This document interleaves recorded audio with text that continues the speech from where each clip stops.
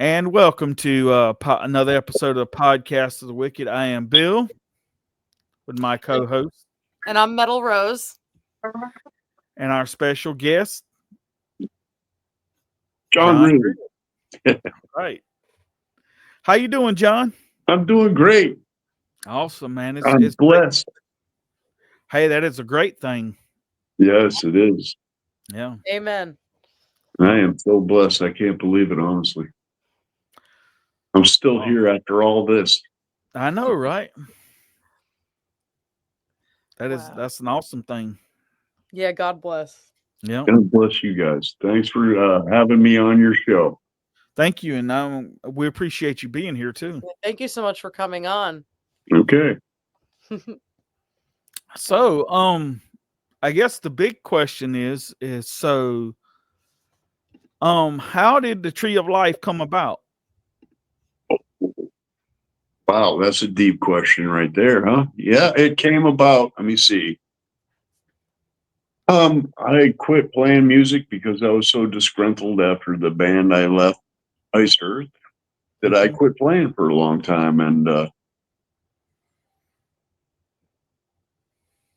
I had this song play through my mind really crazy over and over and over and over. And it was the revelation of Jesus Christ. And he pretty much put it on my heart to play that song and to use my talents for his purposes. So I went and bought a new guitar and I started playing the revelation, the song as I heard it. And I wrote it on the wall out of my New King James Version. I wrote the book of Revelation, the first verse of Revelation on the wall.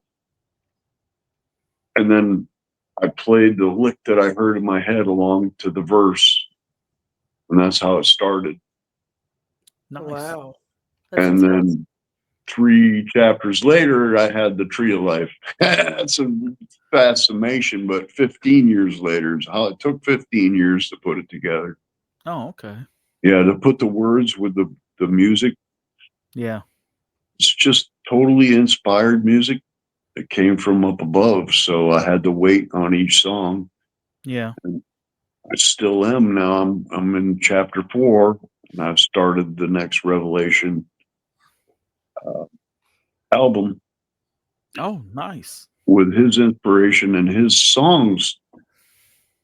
I don't know how else to explain it, but it's the Holy Spirit, and it's just all from him. The music is so epic too. The music behind all of it is so epic. It is. It's mind blowing. Thank you though for saying that. It's really true though, and the songs are hard fought to get each one. It's pawed over and worked over till as perfect as I can humanly get it. Basically, It's because it's for the Lord, man. I had to do the utmost I could do with the talents that he gave me, and he sent all the right people too to help me do the music. So there's that part of it where I'm just a part of it, not the whole thing, you know. A lot of it was the different people that came along, and 2 different people died. 2 different drummers I lost on the journey to that album. I'm very sorry to hear that. Yeah, well, it's just part of life, you know. But the original drummer that I had that started the project with me, the first guy that played the Revelation, his name was Adam Yoder. He came and played with me. He's the one that really spurred me on too. He's like, Johnny, you should play. And I was like, well, I got this Revelation song that's in my mind, and I would play that if I had a guitar. And he's like, well, I got a guitar and I got a set of drums, and I'd love to play with you. So he came along and he played with me, and he's the one that brought me back into the music thing, really. And then he got in a car accident, and it didn't kill him immediately, but it did kill him over time. The medications the doctors gave him and the multiple operations that he had took his life. And he was in his 30s. Wow. Yeah. And then Todd took his place to play with me for a while, and actually another kid came along, Joseph Milner. He played with me for a little while, but he got hooked on meth, and I couldn't deal with that. So he moved on. And then my friend Todd came on board, and he started playing. And he had a massive heart attack. Died at 40 years old playing the drums. So this album it's taken a lot of musicians, man, to make. Wow. Yep. Wow. So let's hope this doesn't happen with this next record. The next record is going to be called Sea of Glass. Okay. That's awesome. Yeah, it's chapter 4. Before the throne was a sea of glass. Okay. Like unto crystal. It was. So to like the title of the album, did it just come to you, or is it something you thought of? Well, it's in the scripture. Yeah. The same way as the Tree of Life. Actually, the Tree of Life didn't come until the end when I was really done with all the songs, and it just came to me right, like made sense. Yeah. You know what I mean? That's what I named it. And the lady that made that tree, that picture, yeah, she's a German lady. Oh, okay. She's a real strange artist, man, that she doesn't do art for many people, but what she does is really, really bizarre and cool, man. Yeah. I'm begging her to do the next record, do the next album, but she won't so far. Yeah. So I've got other artists working on the Sea of Glass, which is the throne room of God. Okay. The picture that it depicts in the chapter 4. So I'm trying to find an artist that will do that for me, and not use AI. Yeah. So that's the problem I got right now. Is he sent me some beautiful pictures of the album cover, but it's all AI generated stuff. Yeah. And I mean, it looks phenomenal, but it's what she did was real. She really painted it. That's a real painting. You know what I mean? It's human. It's all human art, right? So what he keeps sending me is not. So I'm still in search for the artist that will draw the throne room as he sees it and as it's described by John the Apostle, you know, as close to the perfect as I can get it. Yeah. Like most people, when you think of the Tree of Life, you don't think of a palm tree like that. No. Not necessarily, no. Right. But when you think about the palm tree, the way the palm tree spread itself throughout the whole creation is that a coconut floats across the ocean and lands on the shore, and life starts again from it. So that was actually an Egyptian depiction called Kishkanu that depicted that palm tree as the Tree of Life, the original real Tree of Life. So, wow. And then, and it's guarded by a cherubim so that we couldn't get to it and eat from the fruit again. So, So, did you recently start? I mean, not recently, but like, were you always a guitar player, or did you start? I've always been a guitar player since I was 9 years old. Yeah, I always played. In Ice Earth, I didn't have to play. They didn't need a player; they needed a singer.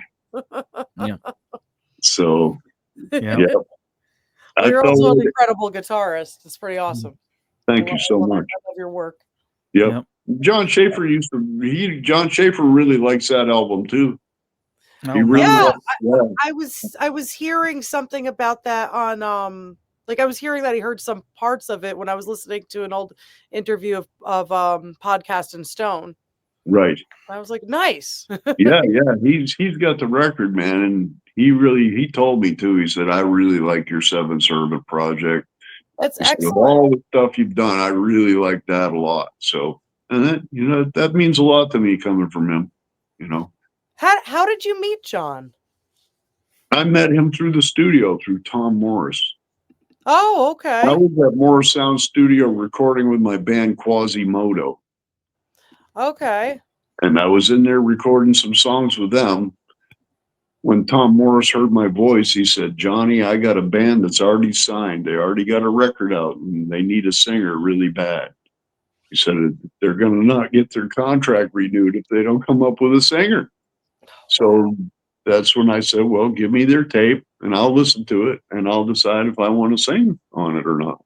Wow. So they gave me the tape and I listened to Gene sing and I said, I can absolutely sing just like Gene and sing all your songs and sing your new songs too, if you really want me to. And he said, yeah, we really want you to. So I went there with my Quasimodo production guy, with my PA and all that, and did the interview with him, played with him, sang all his songs, and I was definitely a shoe-in for the job. Plus, his producer, Tom Morris, wanted me to sing on the Stormrider. So there you go. That's how I got in Iced Earth. Nice. So I actually rehearsed with them for about 6 months, 3 days a week before we recorded the Stormrider. Yep. In a really hot garage. It was freaking smoking hot inside there in Florida. But we really hammered out the greatest band Iced Earth ever really was. And there, when I say that was the pinnacle, it really was. Nobody can play anything from the Stormrider. You never hear any bands play the Stormrider because that was really the pinnacle of their musical abilities. It really was. My prior guitarist could play. They were working on a couple of different songs. We were looking at Pure Evil and we were looking at Stormrider itself. And my drummer and my guitarist at the time were able to play it. So sweet. Yeah. Oh, they were able or they weren't? They were. No, they were. They were. Okay. Yeah. I've met a few people that are, but nobody ever really puts it all together. I had one band do it, Desert Rain for me and had me guest sing. And it took them a year to learn how to play Desert Rain. Oh my goodness. They played it for me and I sang it with them and the whole crowd went crazy. Yeah. But that's the only time I've come and sang an Iced Earth song since Guavaween 1992 with Iced Earth. That was the last time I played with them. Yeah. Sang for them. Well, you were an excellent addition for sure. Absolutely. This is such a classic album. It is. It's wonderful. It's kind of the pinnacle of the Iced Earth catalog, that's for sure. That's the album that most people talks about. Yep. Absolutely. Yep, that's who really got it going, man. Gene really was the founder, though. He was the one that started the Iced Earth thing, really. His voice was so unique and wonderful, man. Yeah. Absolutely. It was his voice that made me really want to sing for that band. He's really a sweetheart of a guy, man. Yeah. And he's really the originator voice, so he was the original voice of Iced Earth. And Jon Schaffer knows it too. He went back and did the Purgatory thing again with him too, because those are really his buddies, man. Those are the guys that really started the game, you know. Yeah, absolutely. Bill Owen is a big part of it too. Bill Owen was a big part of Purgatory, and Dave Abell too. Dave Abell played bass for him too. Yeah. So Dave Abell doesn't get enough credit for a lot of the stuff that he did. He was actually on 5 albums. He played bass on all of them. He's a fantastic musician. Absolutely. He's actually making some songs for me on a side project that we're going to be doing this next year or so. Oh, that's awesome. Yeah. He is amazing. He's an amazing guy, amazing person. And he loves the Lord too, man. And all us guys have turned to the Lord, you know. We're all Christians. Yeah. I know Gene talks highly of you a lot, so that's cool. Yeah, we like each other, man. We're like an era. Him and I are an era, and then Tim Ripper came along, and it was the Tim Ripper era and the Matt era. You know, everybody has their era. Speaking of which, what was it? How did you get Tim to sing on your track? I paid him $500. Oh yeah, a lot of people did that. I paid him $500. That's how. Not bad, not bad. No, that's the way it goes. And he's open. He's up and running again. He sent me Yeah. another thing saying that he's off the road now for a while and he's willing to sing again. So Oh, nice. Yeah. I wouldn't be surprised if you hear another Seven Servant song with Tim the Ripper Owens screaming his head off on there. He's a I gotta really get good maybe singer, though. He's highly talented, and if you listen to the song Jezebel that he did I with me, know.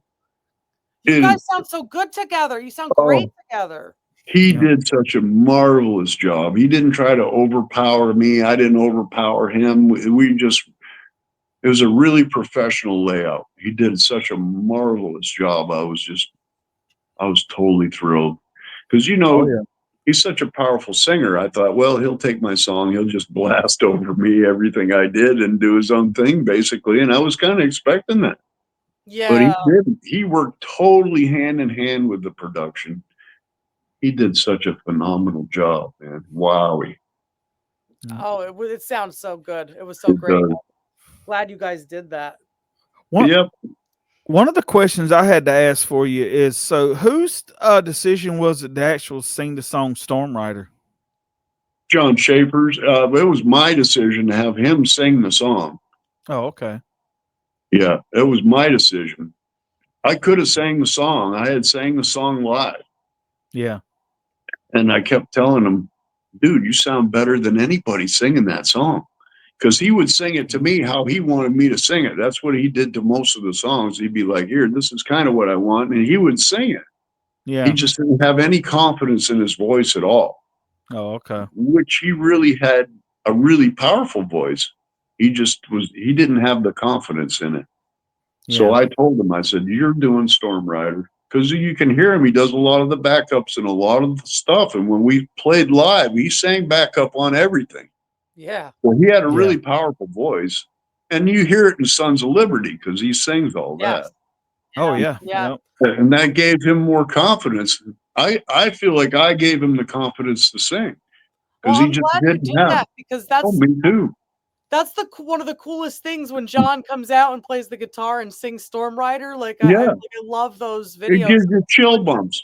The It's kid is so talented, man. He was so talented. He was just oozing with talent. Oh, he still he's the greatest guitarist I ever had play for me, as my guitarist, There's nobody that he just had the power, man. Yeah. He really did. The Lord's using him and is still using him and will continue to use him. So let's hope he comes out of his shell and does some other things, but it does it for the Lord, Absolutely. Amen. I'm pretty sure he would, man. I'm pretty sure he went the whole route. He even got baptized. Yeah. Some people, they get Jesus in jail, and then when they get out of jail, they leave him there. Yeah. I don't think he did that. I think he really got Jesus in jail, and he kept Jesus. So, because when he got out, he continued with it, and he got baptized, and he still tells me he's still praising the Lord. So, that's what I'm happy about. I witnessed to him many, many years ago. I'm a Christian and always have been. So, him and I have bumped heads about it before. He would just, whenever I would talk about Jesus, he'd just jump on me and say, Greely, quit preaching. Quit preaching. But I can't help it. I was born with it, Yeah. Sure. The Lord's always been by my side all my life, even when I was with Iced Earth. Yeah. Well, that's good, though. That's good. It is. It was wonderful, man. It was a wonderful experience. I'm glad I got to do it. Oh, yeah. And now I can use, it helps me to reach people for the Lord too. So it turns out to be, he uses everything for his benefit and for your own benefit and for the ones that he loves. He makes it happen. Yep. He sure does. And he's still doing it. He's still doing it. I remember when you put out, that EP when you were doing this album here, and Right. Anyway, I played, I think it was Revelation of Jesus Christ on the radio a few times. Right. Yep. Thank you for doing that. Oh yeah, you welcome, man. No You're problem. spreading the gospel every time you do that. You're putting the Yeah. gospel out there for the real world, man. Yeah, and I played It a lot has of an impact. I played a lot of Gene stuff on the radio too, when from Jacob's Well and stuff. Jacob's Well, yep. Yeah, Yep. Jacob's Well. They're awesome. They Yep. are. They're a neat little band, ain't they? Yep. He's so funny, man. He's hilarious. He's got the whole thing going now, I guess. Yeah.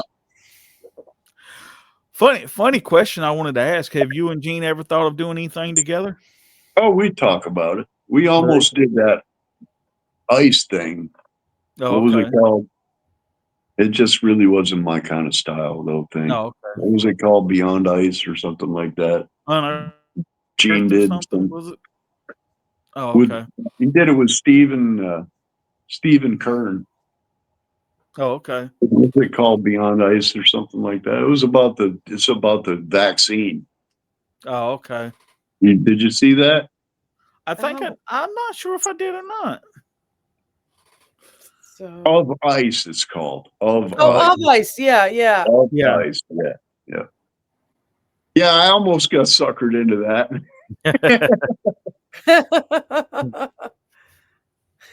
That's fun. But it just wasn't my kind of thing. Yeah. Sure, fair enough. It's so political, man. I don't really like politics much, to be honest with you.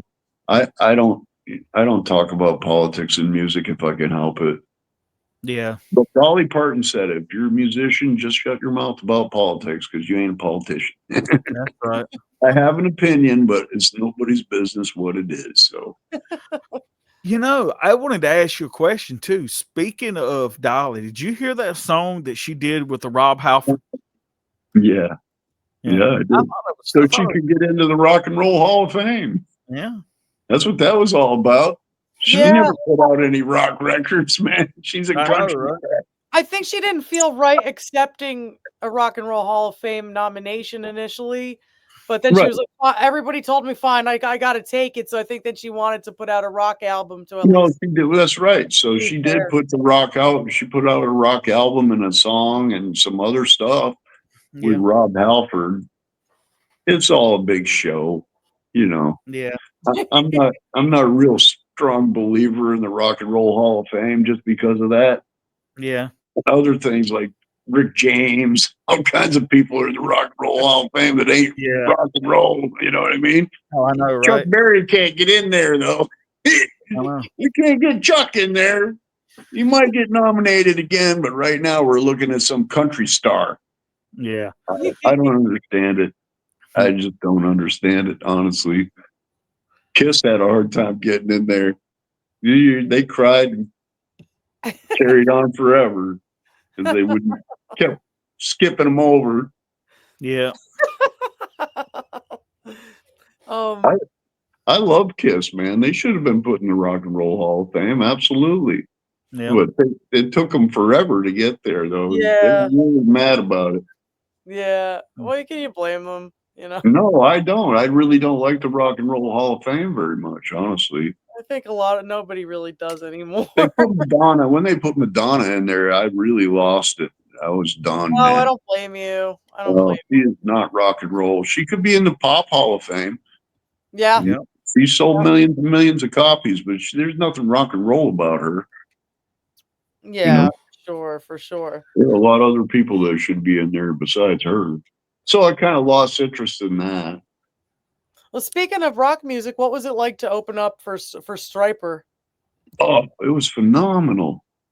Those guys were wonderful, wonderful people. Just the whole Christian genre is such a change from playing in the regular metal genre. Sure. The way that people are, man, was, you know, they still stab you in the back and they just smile at you first, you know. At least you get that, you know. Yeah. How was Soul Fest? I know you did Soul Fest. Soul Fest was fantastic. The people that were there were really genuine and they were wonderful.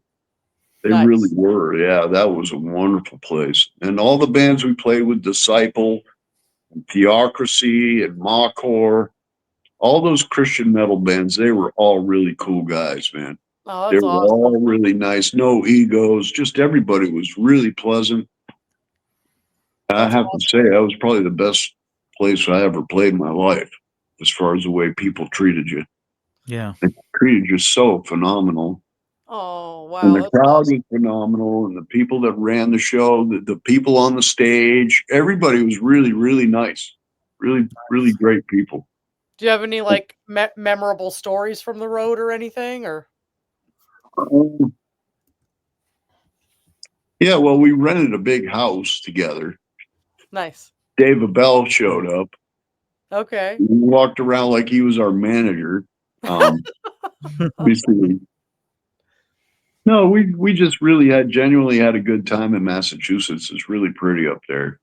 That's beautiful. It's It's gorgeous. And we actually, where we rented the Airbnb house was right on a ski resort. It was actually a ski house. It looked like a gingerbread house.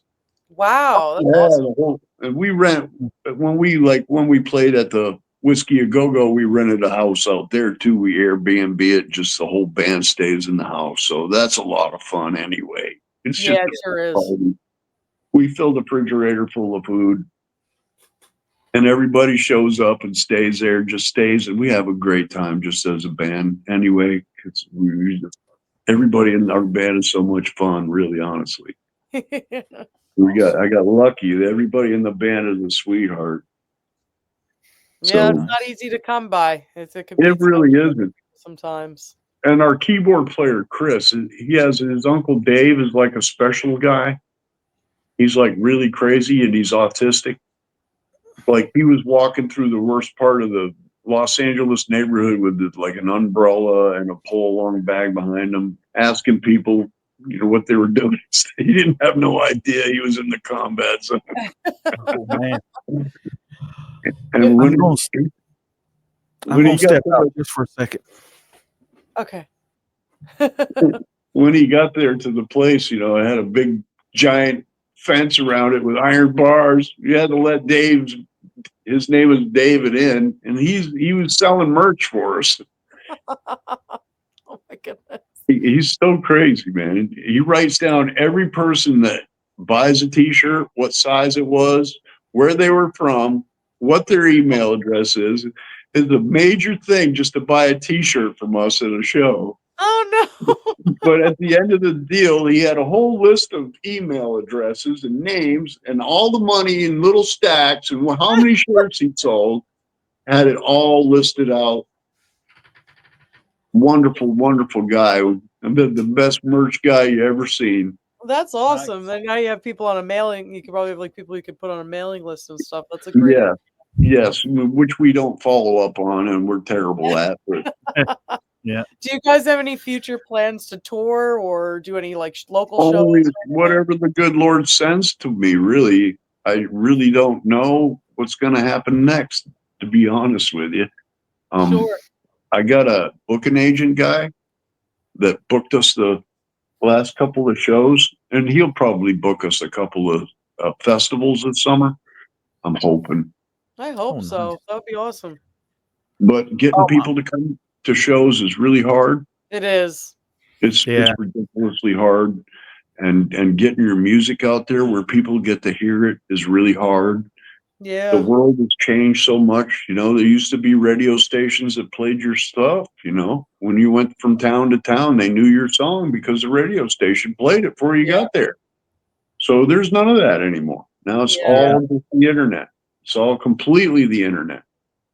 Yeah, it is. You have to learn how to play a different game to get people to come to the show, and thousands of them will say on Facebook, we're coming, we're interested, we're coming, we'll be there. And then 2 of them show up. So yeah, that's what we learned, that there's no money in throwing a show unless you're like traveling with a big band. And then to travel with the big band, you got to pay them to go with them. So yes, I know.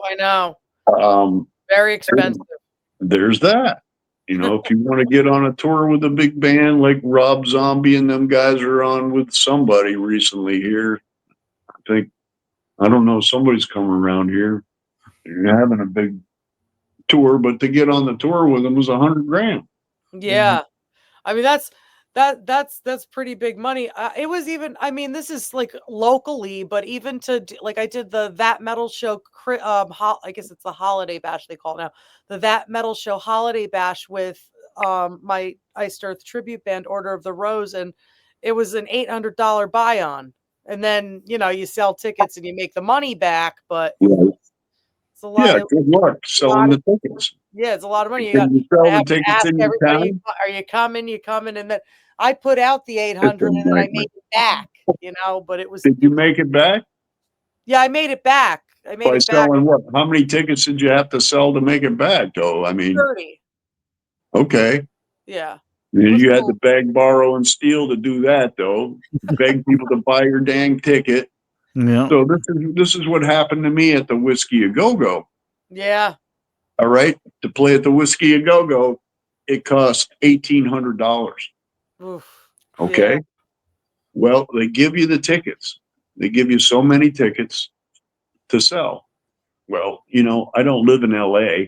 Yep. Yeah. Right. So the record label guy says to me, "Don't worry about the tickets. I'll sell 100 tickets." Right. Oh, boy. So Yeah. to buy into the show, I had to give 900 up front. Sure. And sell the rest of the tickets for the other 900. Right. Yep. Okay. So the 100 tickets goes to the record label guy, and he's supposed to sell all the tickets, right? Yep. To cover the other $900 that it costs to play there. So $1,800 to buy in to play with Striper. Just to let you know that. Okay. So then, the airline tickets and the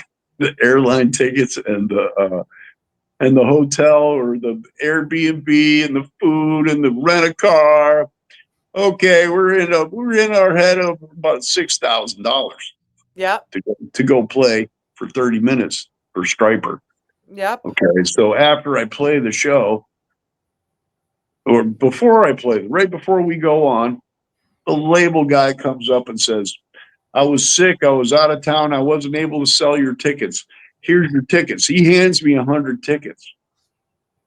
Right? So now I'm on the hook for the other $900. Right? Wow. Yeah. It's just so he never sold any of the tickets. He screwed me over. He got me a slot to play there, but it cost me a fortune. Yeah. And to have Striper come and play in my living room, I could get him for about $9,000. $2,000 more, I could have had Striper play at my house. Yeah. Not even have to go to the Whiskey A Go Go. That's how it crazy. is. The music industry is so tough. So the whole I thing though was we got to play at the Whiskey A Go Go. Yeah. And not many people get to do that. So we got to play at the Whiskey. The Doors played there. Van Halen played there. They all stayed there. We got to go up in the dressing room where they all lived and hang out all day. And we got to hang out all day with Striper, which they were sweetheart people, man. Absolutely. Michael Sweet was so nice to us. He took pictures with all of us. Every member of the band was a sweetheart. They really were. And not only that, but they just blew our ass away. They really did. We suck compared to them. We deserve to be the warm-up band because they played so good. They just did. They played fantastic. They sang good. They sounded good. Well, they didn't turn on the monitor amps for us. They didn't turn on anything. We couldn't hear ourselves sing or play. Oh, God. They never it do. was like cows in the field. I paid a video guy to videotape us. I paid a photographer to take pictures of us. Oh, my goodness. Yeah, we did the whole 9. I mean, the whole 9 yards. It does really get very expensive when you have to figure in all those other things just to get the publicity, too. Oh, yeah. Unbelievable what it costs. Like I said, I could have just paid Striper to come here for what it cost me. Yeah. Right. You know what I mean? Pretty much. Cover all your expenses. Just come play in my living room. Right. Here's 10 grand. Just come jam for an hour or two. We could stay here and take pictures. So, John, how do you have feel? to fly across the country then, would I? That's right. But I never played at the Whiskey A Go Go in my career, so I really wanted to do it. And Yeah. that's what you really pay for. But it just shows that the music industry's flipped, you know. Yeah, it really There's has. nobody making any money. There's no And, money in and it. all these country guys you see in these country videos and all that, they ain't making any money. They ain't selling records either. Nobody's selling CDs. Nobody's selling albums. Nobody's making money from Spotify streams.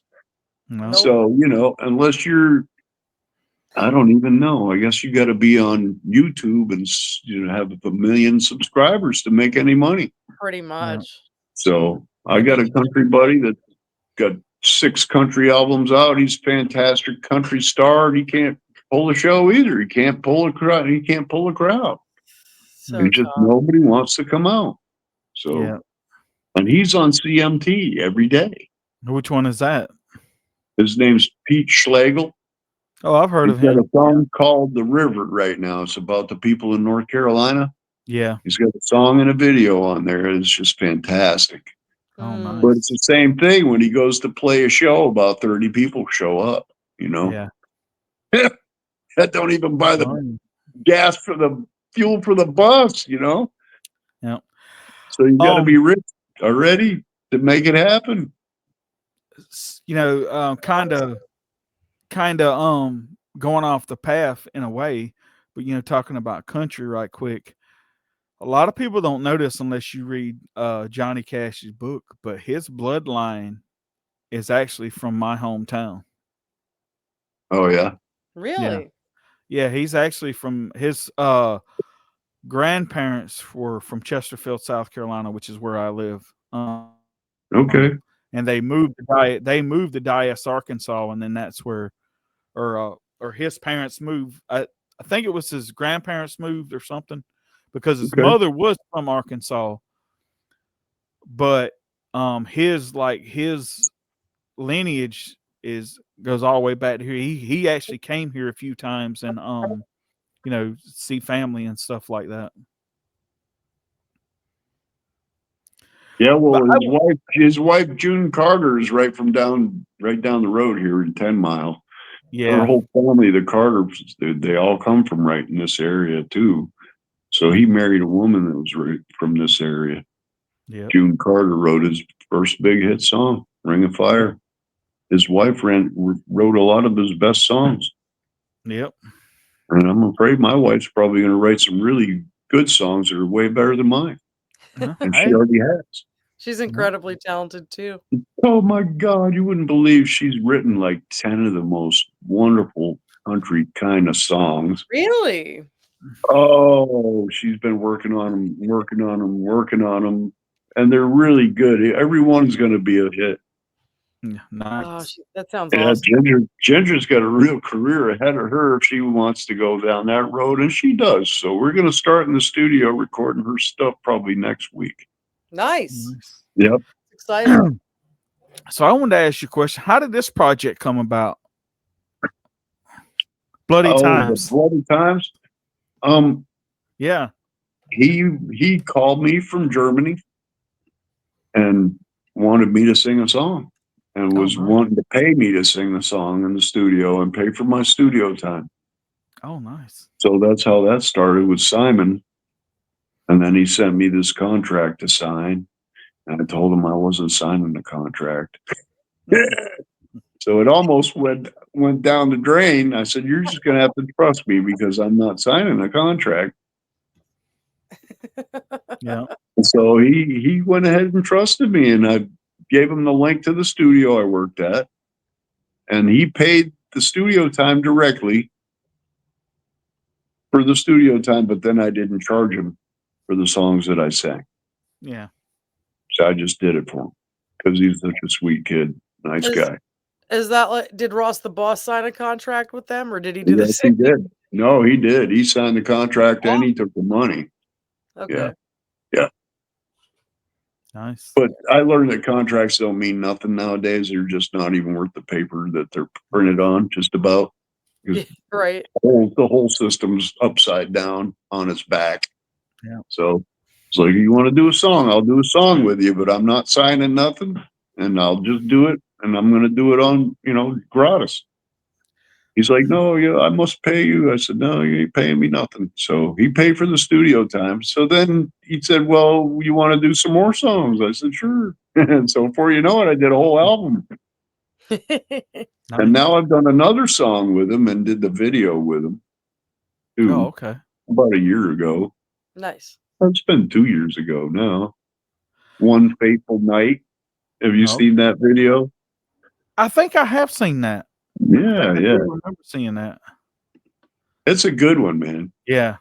Simon's a good kid. You know, he flew over here and hung out with me and Jenny, and we went down to Panama City and played at Barracudas on the beach. Nice. He came and stayed in the hotel. He came to the show, and he actually played bass on Jezebel, I think. Oh, that's sick. Yeah. He's a great bass player. And Ginger just sang. She let him play the bass. So that was a lot of fun. Yeah.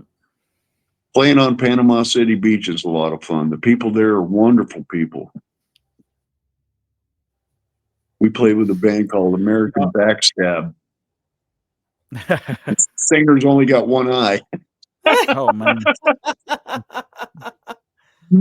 He's incredibly funny, man. He's so cool. His name's Eric. He's so funny, man. Oh my God. He picks up his sunglasses, looks at you, and he's only got one eyeball. He looks at you with his good eye.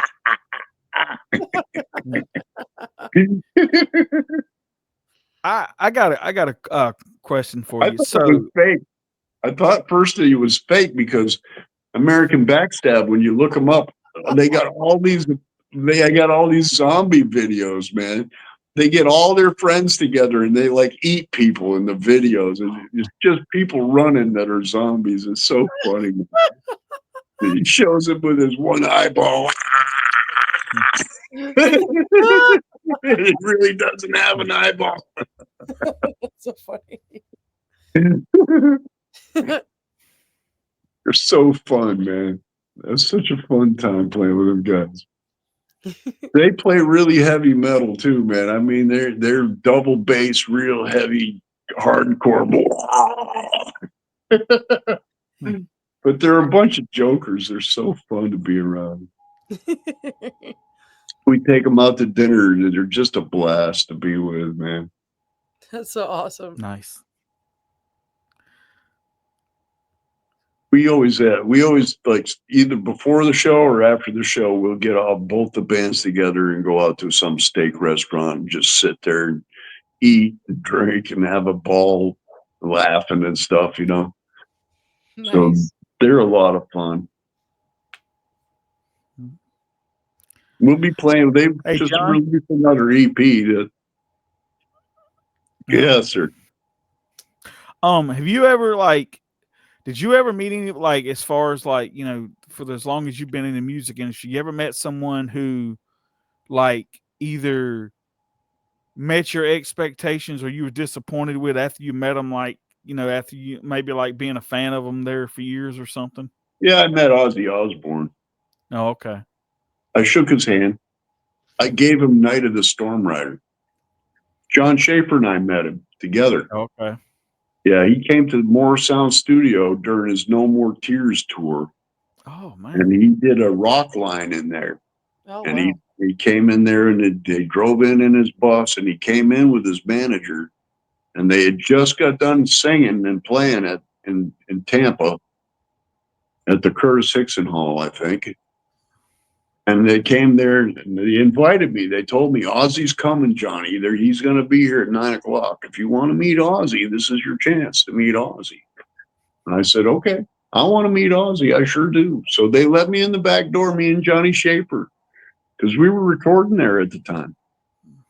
I think we were in and out. We had sessions in there right at the same time. So I think Jon Schaffer was recording in maybe Studio A, and that's where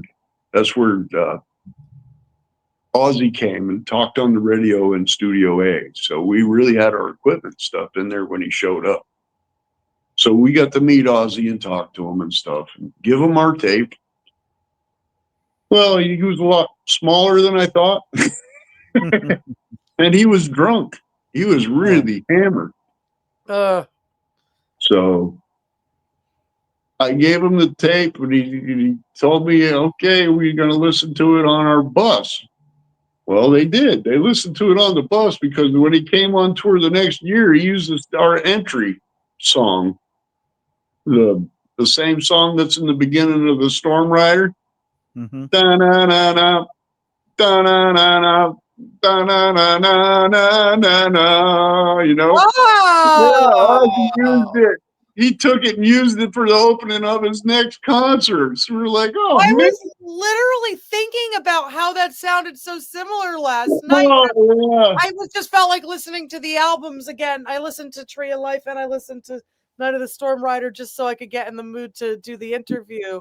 Right. And I was thinking about that last night, and I was like, wow, Jon is so awesome, you know, like with like all this classical stuff. That I was thinking like, right.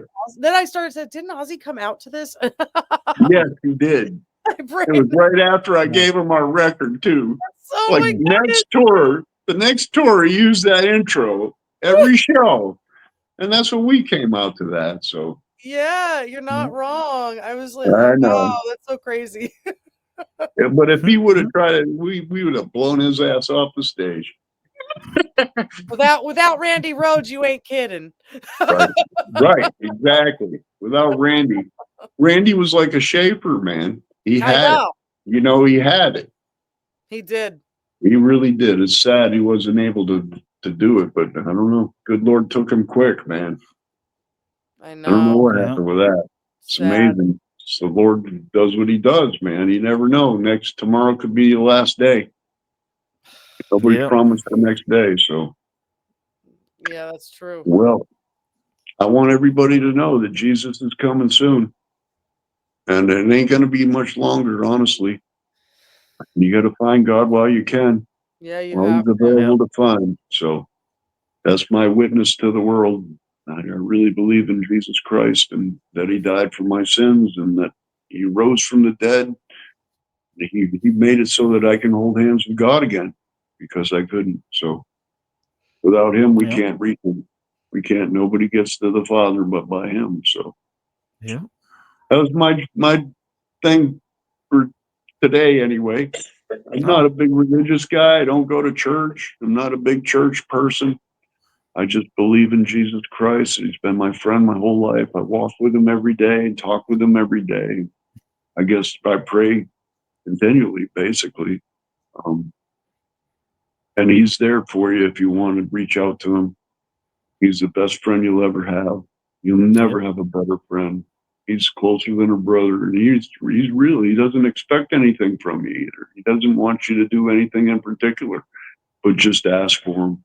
That's it. That's all you got to do to have him too, is just ask for him. He's waiting right now. He's always knocking at the door to come into your heart. So he's always there. And the world is not always going to be that way. That's the problem. The availability is not always going to be that way. You know, I believe he's going to pour out his spirit one more time before he comes. It's going to be a huge revival. And the people that want him to come will tell him to come, and he'll come. So you can see it happening. Anytime you see Israel in turmoil, it shows you that something major is coming. So that's the indicator to the Gentiles, is what happens in Israel is what the Lord of Israel is going to do. You never know. So Israel's all messed up right now, big time. Huge turmoil going on there. And I guess as long as there's Israel on the world, you can look at that and see what's going to happen. So. And we're going to be coming out with the Sea of Glass is the next record. It's going to be like the Tree of Life. If I can find a good artist to draw it for me. If you guys got any ideas, you can send them to me. I'm always open. Look out. Yep. So is this so how far are you going to go on this record? Like how many chapters do you know? The first song is going to be chapter 4, the Sea of Glass. It might be just like a long epic song EP to start with. Okay. I'm not going to try to do a whole record each time. I'm going to do a compilation of songs. I'm going to like release a song, release a song, release a song, and then make a record with a compilation of all the songs plus 2 songs, something like that. I think that's a good way to get the word out there too. And a lot of people, they're actually like a lot of people are doing like EPs more often now too. I mean, I'm not, or they're doing what you want to do, putting out the singles and then making a full album out of it, Right. We'll see, because there's so much money involved. It costs so much money to make that record right there. Out of my own pocket, it costs $30,000 to make that record or more. I believe it. My album, both of my albums cost $35,000 a piece. Right. So and that's me recording a lot of it myself, pre-producing a lot of it myself. But that doesn't cost what it costs to print it and put it out and promote it too. That's just the cost of the actual making the album itself. I know. I'm putting it on vinyl, which nobody does anymore, and just all of it to have the full thing. But I wanted to make it equal to the Stormriders as much as I could, because I gave my talent to the dark side. I wanted to do the equal thing for the Lord and then beyond. You know what I mean? Make it even more. I put way more in it than I did in Stormrider. Now, I know a couple of atheists that actually really love this album too. I know. It's reaching people. It's reaching a lot of people. It's reaching people that'll never hear the gospel any other way. They'll never hear it. And it's not me. It's not Johnny Greely. It's actually the Word. The Holy Spirit. It's His words, not mine. Yep. So I wanted to be sure and do it that way too, so that there's no interpretation. It's the real thing, word for word. You know what I mean? It's not my word, it's His word. So I figured I'd get the best mileage out of that, because His word carries all the spirit that goes with it. It's powerful stuff. It's very powerful stuff. And His word will go where my word can't, So I figured I'd do it like that. Nice. And now you know everything that there is to know about it, pretty much. Cool. Ginger played all the bass lines. Sean Walker played all the drums. I played all the rhythms and sang all the vocals except for Tim sang on Jezebel.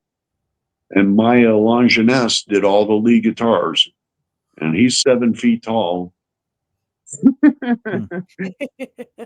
And his wife won't let him tour anymore. So I had to hire Val to come and play all the songs. Yeah. Val Allen Wood is now my lead guitar player, because Maya couldn't really tour. He's a studio guy. He told me that from the beginning, and I was lucky. I got him to come out and play some shows, but he's a home guy. His wife doesn't want him going out into the bars and stuff and playing. So I had to get Val to come with us and play. He learned all the guys' songs, and about a year he got them all down pat. So I had one more question for you, actually. Okay. What kind of gear do you guys have? Any specific gear that you use, like in general? Like, what kind of gear do you guys? In general, I play with the Gibson guitars and Fender bass. I got a Gibson guitar that I play, and she plays a Fender bass. And that's awesome. We played through Kempers in the studio, and I used the Soldano profile. Nice. And he used the Soldano profile for the leads too, I believe. Wow. Okay. Yeah, and he used ESP electric guitar, ESP for the leads. So there's that. But as far as endorsements, I don't have any endorsements. Okay, yeah, that's fair. That's fair. And we used the studio drum set he had was a custom-made Hudson drum set. It was about $7,000 drum set. Wow. Okay. It's just a custom-made, like in some foreign country, but it sounded thunderous, and it just was unbelievable. That's why the drums are so loud on that album is because I really like loud drums and guitar. I like that to stand out the most in my records. So everything sounds so excellent on the the record just sounds so excellent. You guys sound excellent live too, from the clips I've heard. Yep, we tried. The vocal thing is hard though, without using in-ear mics. In-ear monitors is what Ginger and I are using, because she now sings all the harmonies with me. Yeah. So we have to be able to hear ourselves. If you don't, you go off key, it sounds like, cows in the field. I have to rely on what like my local stages. I have to rely on what a note feels like what I sang. Oh, I know. sang Burning Times the other night with a band, and I couldn't hear anything. And when I heard the recording, I was like, thank God that I know what that note feels like. Oh, that's insane, ain't it? It's crazy. It really is. Right? So if it gets real complex, right, it gets complex, and my music is so complex, and the harmonies are so complex, man. If you hit one wrong note, it just sounds terrible, man. Yeah. So we talked about using backing tracks and all that, but that's just so gay. I ain't doing that. Yeah, so I know. Her and I really worked really hard to get the vocals together. Her and I harmonize together really wonderfully now. I mean, she really sings so good. It's unreal. And she was just quiet. She never even sang before. She really came out of her shell, and she can really blast, man. She has a good, strong voice. So sounds like you have a talent for bringing people out of their shells with their vocals, like I with do. Jon and Ginger. I do. I really do, honest to God. And I just give them the confidence that they need. But I also recognize talent when I see it. You know what I mean? I am good at seeing talent. That's a natural thing that God gives us. It's a God-given thing. It's nothing you can really. You can make yourself better at what you do, but you either have it or you don't. You know that too. Yeah. Singer, you either hear the notes or you don't. Yep. Yep. So, do you kind of have a timeline for the new music, or is it just when I don't? Okay. I don't have a timeline, right? I really don't. It's the first song is going to come pretty soon. I'm probably about a little more than a quarter of a way into it. So okay, there's a lot of words in the chapter 4 too. Yeah, it describes the Lord's throne room and all the creatures that are around him, and all the elders that are sitting there, and they're all dressed in white, and there's a lot going on there. So yeah, it's one more chapter that's description. After that, then the music is going to change to more darker, because the revelation becomes darker. Yeah. You know what I mean? So far, this is still all introduction stuff. This is, it's him describing what he sees and what it is, and the revelation. But once you get past chapter 4, you start getting into the seals being opened and the trumpets being blown and the more stuff happening. Right now, it's still more like description at this point. Yeah, that's going to be an intense. Those are going to be intense tracks. Right, right. And he'll send me how he wants me to play them. So I got a feeling it's going to be more like deeper, darker sounding stuff. Maybe slower even, instead of more like speed metal. It might be a more, I don't know, doomy style. Oh, okay. I don't know. We'll see how it goes. Nice. Well, just let us know, and we'll do what we can to promote it. Absolutely. Thank you so much. You guys have already done so much to help promote it. I appreciate it. I appreciate you putting my record on there, Rose, and playing it on it. I love this record. I listen to it so much. I really do. I appreciate you so much. I mean, I hope you know how important it is that you promote that. It's so wonderful, man. And I want you to know that we recognize that you've done that. We see what people do. Yeah. We're not in it for money. We're in it. We're not in it for money. We're in it to push the word. So it means a lot to us when you actually do that. And it's wonderful, man. You're working for the Lord. That's all I can tell you. And anybody that pushes it is working for the Lord. So Yep. I agree. I agree. Oh yeah.